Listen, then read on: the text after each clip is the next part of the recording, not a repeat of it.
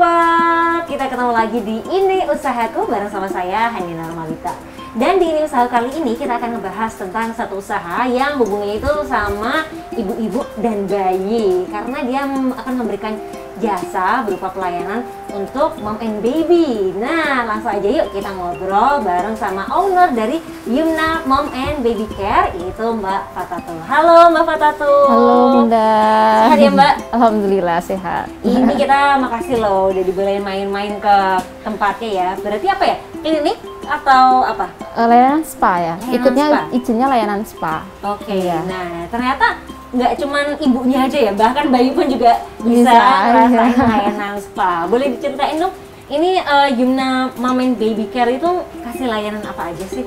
Yumna Mom and Baby Care itu layanan jasa mom and baby treatment ya, khususnya kalau pasarnya itu untuk ibu hamil, ibu nifas, dan bayi. Untuk ibu nifas kita maksimal sampai usia 3 bulan, untuk bayi anak maksimal sampai usia 5 tahun. Jadi kalau ibu hamil boleh dimulai dari trimester 2 untuk yoga atau pijet, boleh lebih dini asal tidak ada riwayat flek, hipertensi seperti itu sih Bun. Oke, biasanya kalau buat ibu hamil dulu nih, perawatan yang diberikan itu apa? Kan tadi ada yoga, Iya. terus kemudian Pijet itu ada pijet aja sama scrub, terus kemudian ada rendam kaki, totok wajah. Nah, terus kalau misalkan layanan di sini bisa spa, berendam di situ sambil double bed. Tapi kalau home care kita nggak bisa bawa bathtubnya ya, Iya. jadi kalau spa harusnya ke sini. Oke, berarti ada layanan di tempatnya langsung sama bisa datang ke rumah. Iya, home service ya, kami service. nyebutnya home care. Oke, ada home care-nya juga loh ya. Iya. Itu tadi baru buat ibu hamil. Kemudian kalau untuk melahirkan, setelah melahirkan nih apa aja? Tadi ada untuk ibu nifas sama bayi. Kalau ibu nifas yang treatmentnya, jadi kita ada yang satuan sama paket ya. Kalau satuan ibu nifas itu ada pijet ibu nifas full body, totok wajah, terus pijet laktasi, pijet oksitosin, terus breast care sama rendam kaki juga.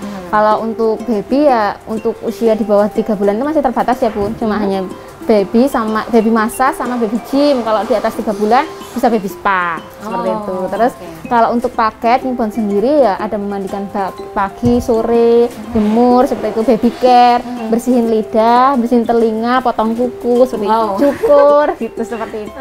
Tapi paket dalam paket newborn. Ternyata lengkap banget ya. Jadi ini kalau misalnya buat ibu baru, biasanya itu kan bingung gimana sih masih ngerawat ini itu segala macam dari cukur rambut, kemudian bersihin lidah sampai telinga. Kalau belum berani dan butuh belajar, bisa menggunakan layanan seperti ini ya. Iya. Wah, itu sangat membantu banget pastinya ya. Dan kemudian kalau misalnya memulai usaha ini sendiri, Yumna Mom and Baby Care itu ada sejak tahun berapa?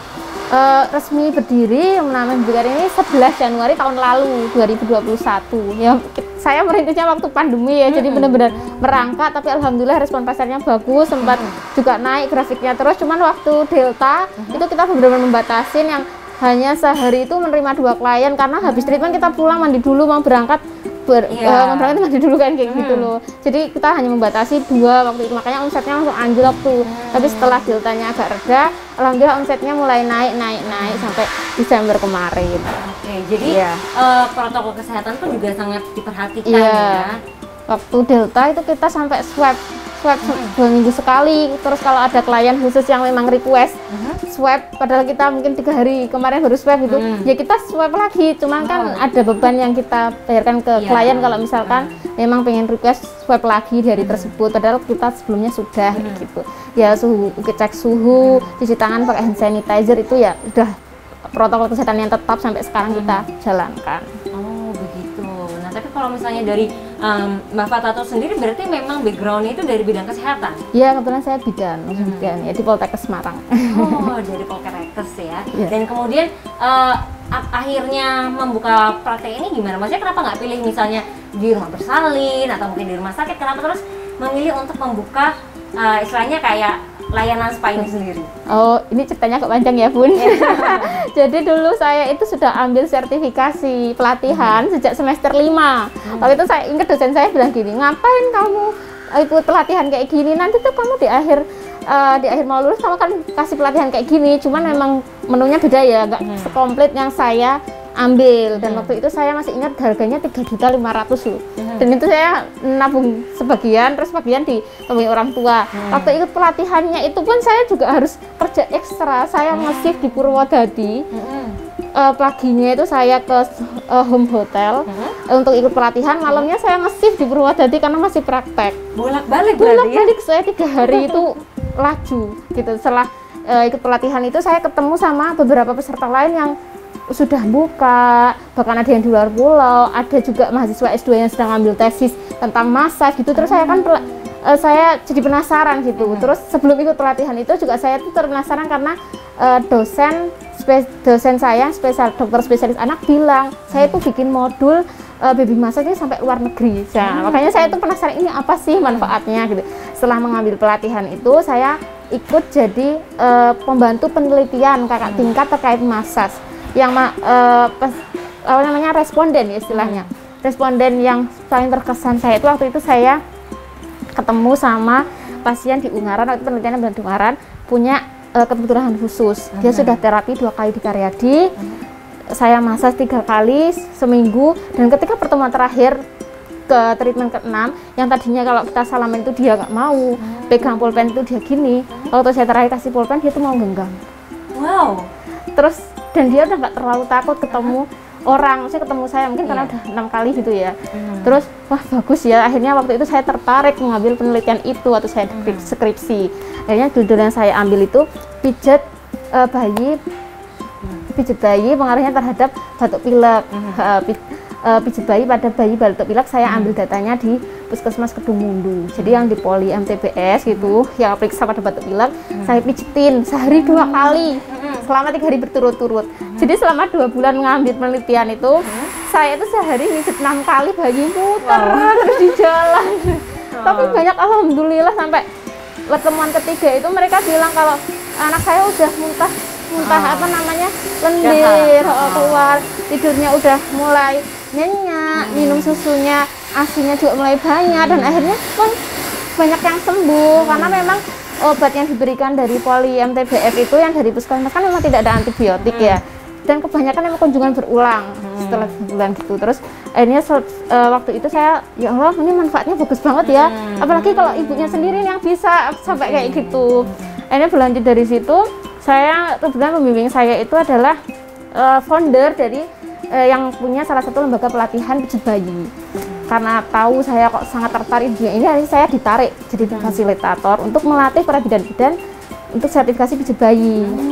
Jadi saya kerja kayaknya hampir 2 tahun ya, karena waktu itu sambil kuliah. Nah, terus jadi dari awalnya yang belajar, kemudian melanjutkan yang ngajarin, gitu ya. Karena ternyata melihat ini memang manfaatnya besar banget. Ini ceritanya menarik banget sih. Dan kita juga akan lanjut lagi ya, karena sepertinya dari pembelajaran tadi akhirnya bidan Fatatulin ini bisa membuka lapangan kerja juga kan. Nah, kita akan bahas lengkapnya setelah yang satu ini.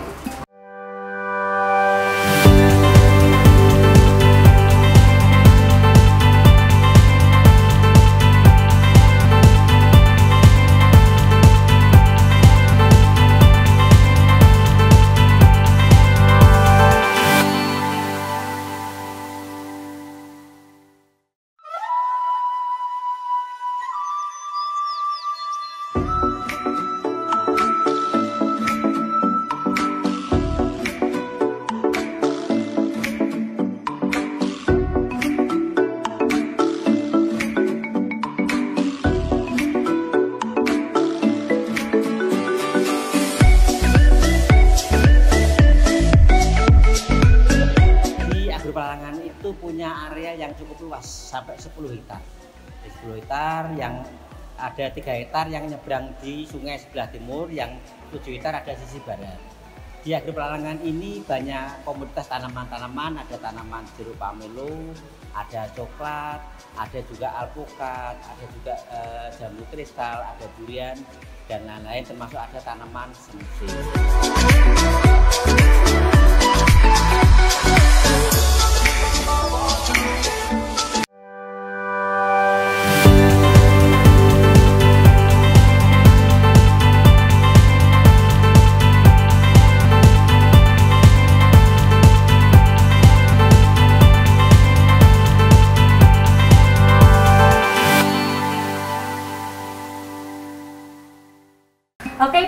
lanjut lagi ya, tadi ceritanya dari bidan Kak Tatu nih. Tadi kan udah ikut pelatihan dan kemudian ditarik untuk masuk ke lembaga pelatihan tersebut ya. Iya.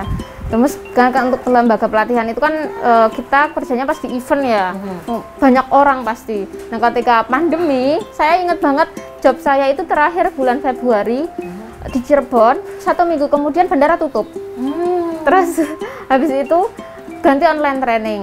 Kemudian pas online training daya beli mulai sedikit tuh. Nah kemudian pertengahan tahun 2020 tuh saya mikir gimana ya kalau kayak gini terus, kok kayaknya pandemi juga 1 tahun langsung pulih kembali normal, kok kayaknya kurang memungkinkan gitu. Terus saya job di lembaga pelatihan itu juga mulai berkurang kayak gitu kan, pengen cari penghasilan lain tapi ngapain ya kayak gitu, soalnya sama kerja rumah sakit kok saya kayaknya udah seneng ngejut bayi deh gitu. Terus suami saya bilang maksudnya yaudah ngembangin apa yang kamu suka, passion kamu di mana. Itu akhirnya kita memutuskan akhir tahun yuk gunain uang tabungan seadanya buat renov rumah untuk buat ruang treatment, karena saya pengennya punya ruang treatment. Tapi ternyata ketika udah berjalan yang datang ke sini cuma 10% dan 90%-nya home care.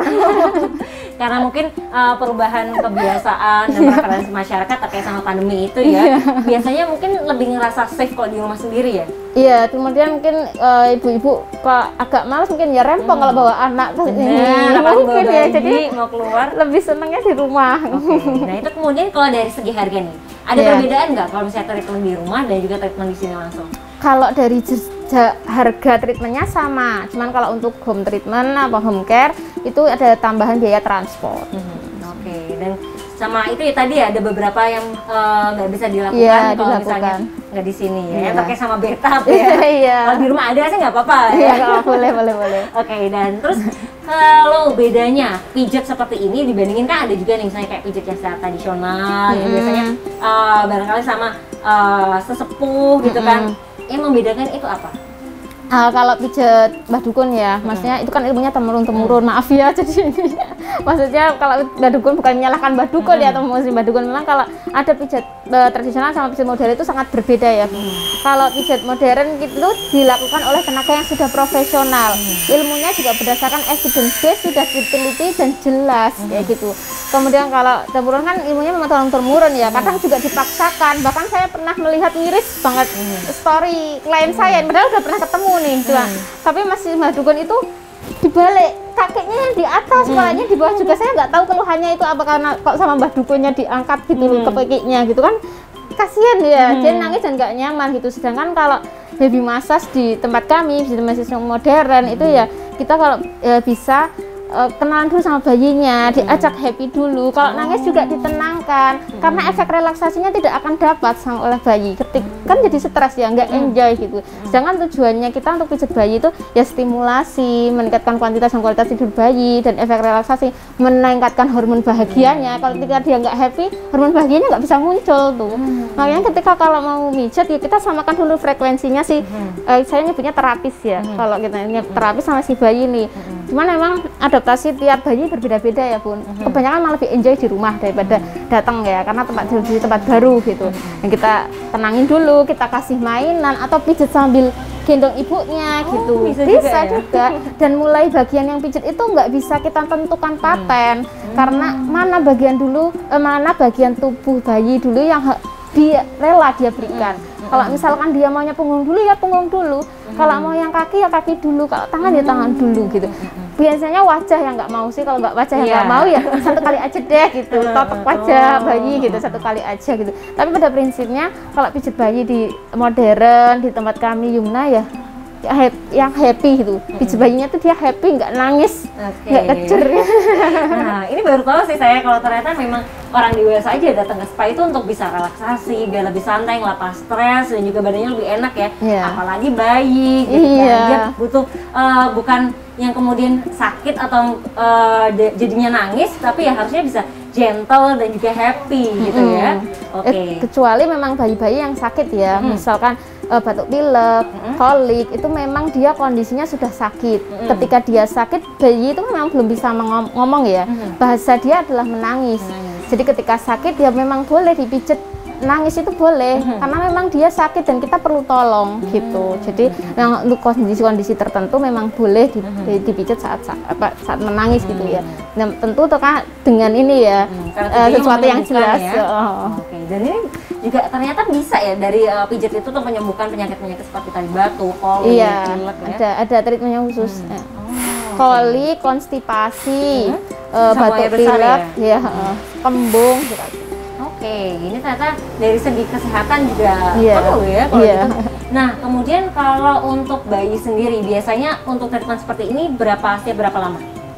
Satu kali treatment. Maksudnya frekuensi. Iya, frekuensi. Kalau usia 0 sampai 3 bulan, saran saya sih 1 minggu sekali. Kalau 3 bulan ke atas mungkin bisa 2 minggu sekali atau 1 bulan sekali juga nggak apa-apa gitu. Kenapa saya menyarankan 1 minggu sekali? Karena itu kan bayi baru lahir ya Bun.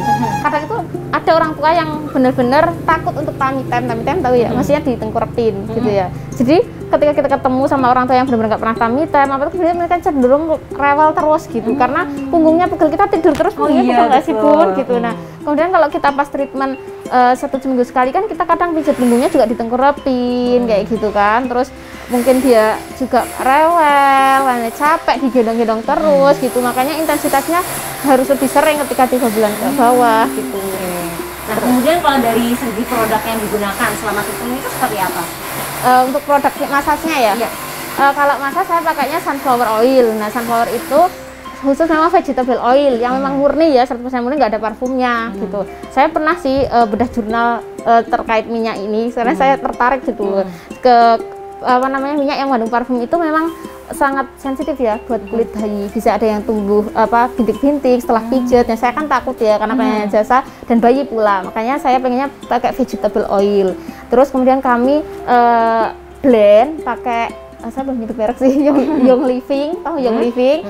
Kita blend pakai Young Living gitu. Untuk sesuai kebutuhan sih, kalau misalkan pijit yang biasa kita pakainya lavender, cuman kalau untuk kebutuhan tertentu misal kayak batuk pilek, kita blendnya pakai respiratory care kayak gitu. Terus misalkan dari request imun booster ya lemon sama peppermint kayak gitu sih. Oke, baik. Ternyata seluk beluknya ini menarik ya, dan nggak sesimpel yang kita bayangkan. Tapi kalau mau simpel, tinggal order aja pelayanannya. Reservasi. Ya.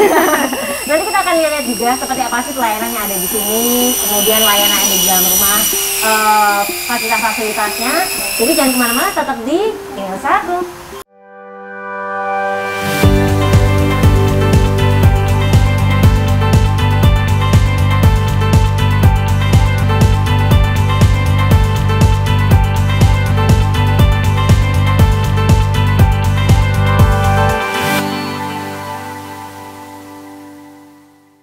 이렇게 같이 있어준다면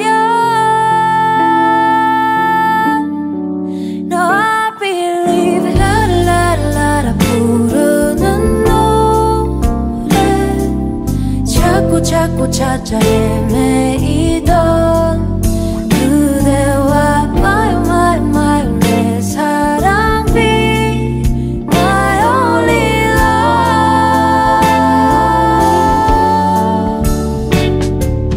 걸어가는 발걸음마다 기분 좋아 꼭 둘이서 추는 춤 같아 my 내 사랑 be my only love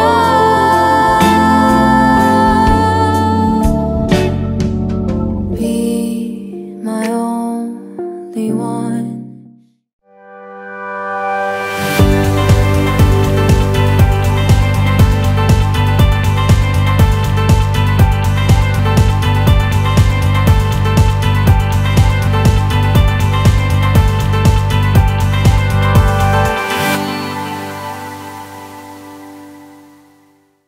Masih di Ini Usahaku, episode Yumna Mom and Baby Care. Nah, kita masih sama Mbak Fatatu ya, selaku ownernya nih. Nah, kemudian kalau misalnya ngomongin usaha seperti ini, kira-kira modal berapa sih harus dikeluarin untuk awal membangun bisnisnya?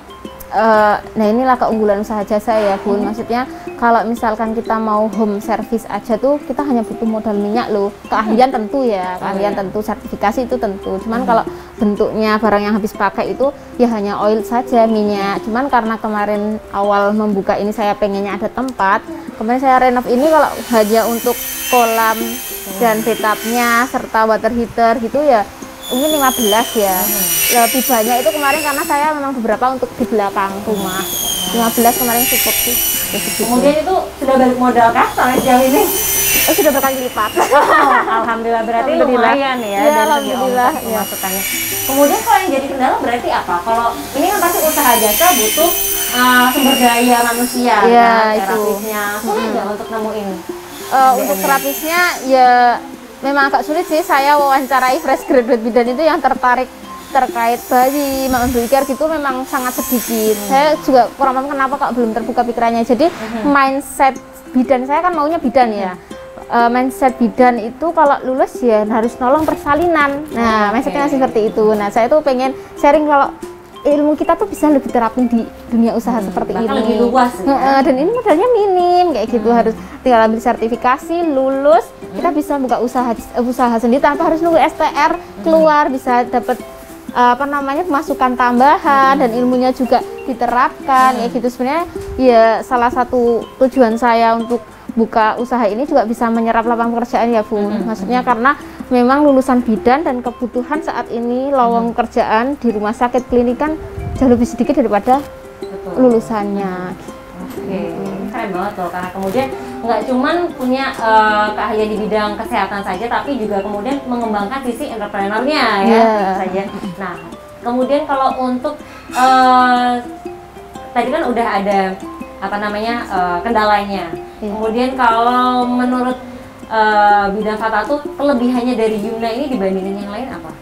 Ini Yumna dibandingkan yang lain ya, kami treatmentnya holistik. Jadi holistik itu artinya apa sih? Menyeluruh gitu ya. Jadi ketika treatment di Yumna itu tidak hanya dari segi fisiknya yang kita berikan treatment ya, tapi mind and spiritnya juga kayak gitu. Karena kalau benar belum pernah treatment ibu hamil kan dia, kalau pernah treatment ibu hamil di Yumna, nanti tuh kita ada sesi namanya rilis emosi. Jadi sebelum kita mijet itu kita nyalain dulu musiknya. Kalau misalnya di sini bisa pakai aromaterapi juga. Terus kita rilis emosi dulu, kita ajak ibu untuk ngobrol dengan janin. Nah, kalau yang saya rasakan dan saya amati ya, ketika ibu itu tadinya ngeluhin pukul-pukul nih sini terus pijet selesai gitu ya. Tapi kalau di Yumna tuh enggak, kita ajak ngobrol ibu dengan bayinya biar ada ikatan bonding antara ibu sama bayi. Dan saya lihat dari segi psikologis ibunya ketika mau pijet itu sudah jauh lebih tenang, lebih rileks gitu. Jadi ketika kita mijet itu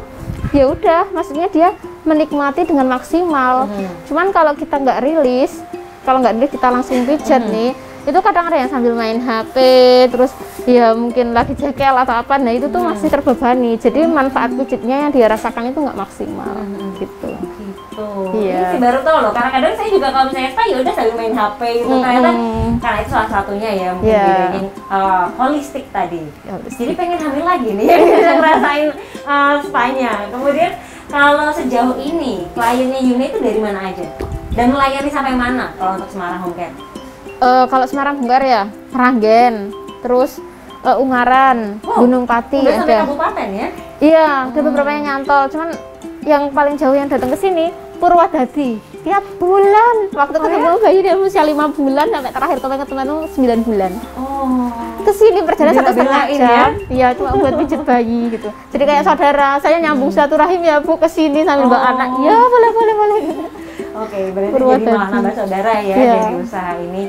Kalau yang dirasain sama bidan Fatatu sendiri gimana sih untuk mengelola bisnis ini? Tentunya kan ini kan menjadi selain istilahnya kayak bisa menolong orang untuk bisa lebih rileks, kemudian ikatan antara ibu dan anak lebih kuat, kan ini juga kemudian tadi bisa membuka lapangan kerja dan sebagainya. Ini memang sudah menjadi bagian dari mimpi atau gimana?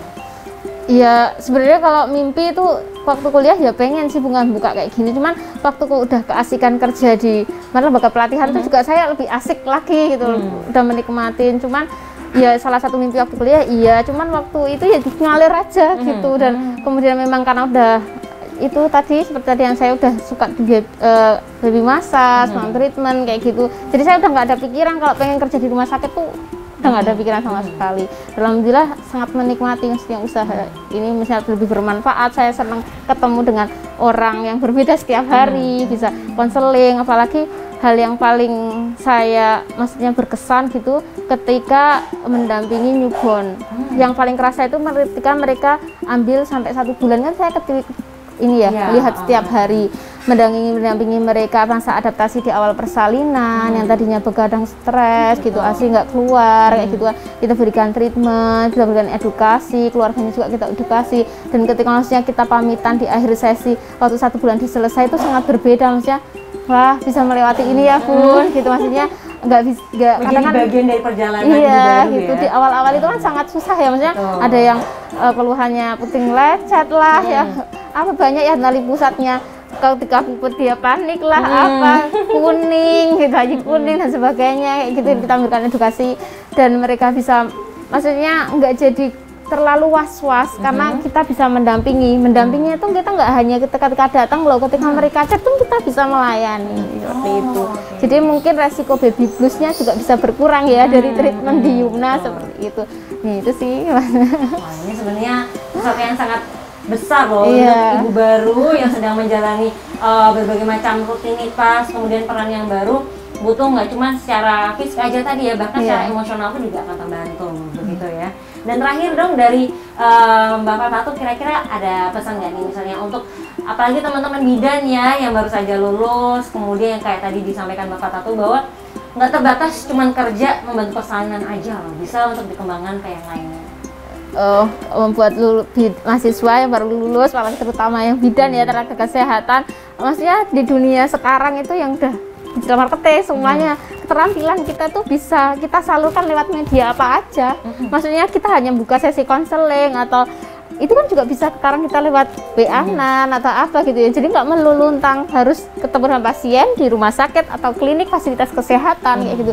Ilmu kita tuh bisa ini kok, maksudnya dengan dunia yang sudah nggak terbatas kita bisa terlalukan dan bisa bermanfaat untuk orang lain. Karena yang bisa disalurkan digunakan untuk menyalurkan ke apa ya, kemampuan kita gitu ya. Baik, terima kasih banyak Mbak Fatatu, kita sudah dibolehin untuk sharing ya, mendapatkan ilmu baru tentunya nggak cuma buat para orang tua, dan juga barangkali ini bisa menjadi inspirasi untuk kemudian buat people yang ingin mempunyai usaha begitu ya, atau buat people yang lagi cari jurusan. Nah bisa nih ya, ternyata bidan nggak cuma di rumah sakit loh ya. Mau jadi pengusaha pun juga bisa. Dan buat people kalau punya usaha lainnya yang pengen kita liput, boleh langsung aja DM ke Instagram @semarangpemkot. Nanti akan kita liput dan tentunya akan tayang setiap hari Kamis di YouTube channel Semarang Pemkot. Terima kasih dan sampai jumpa. Terima kasih.